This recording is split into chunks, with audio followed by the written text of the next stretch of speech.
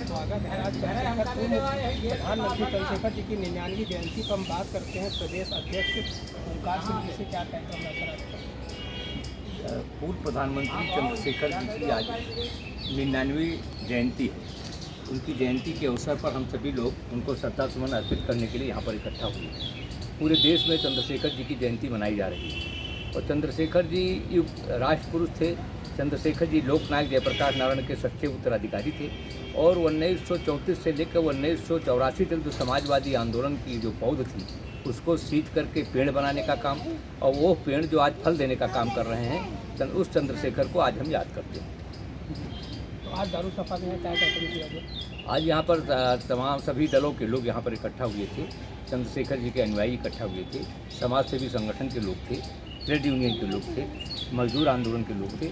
विभिन्न पार्टियों के लोगों ने आज चंद्रशेखर जी को श्रद्धासुमन अर्पित किया है, क्योंकि चंद्रशेखर जी ने जो उनके कार्यक्रम थे, जो विचार थे, जो समाजवादी आंदोलन थे, जो राष्ट्रीय आंदोलन की हमारी जो विरासत थी, उसको चंद्रशेखर जी ने आगे बढ़ाने का काम किया।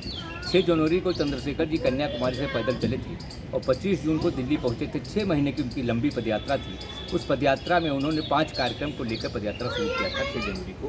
उसमें पीने का पानी, कुपोषण का खात्मा, प्रारंभिक शिक्षा, दलित उत्थान और सांप्रदायिक स्वभाव, इस 5 कार्यक्रम को लेकर के उन्होंने पदयात्रा की थी। पीने के पानी के सवाल को लेकर कर्नाटक में रामकृष्ण हेगड़े की 83 में जनता पार्टी की सरकार बनी थी और इसके बाद वो 1991 में देश के 9 नवंबर 90 को जब देश के प्रधानमंत्री हुए और अपने प्रधानमंत्री काल में जो 5 सूत्री कार्यक्रम उनके थे पदयात्रा के, उसको 20 सूत्री में जोड़ने का काम किया, जो 25 सूत्री बन गया।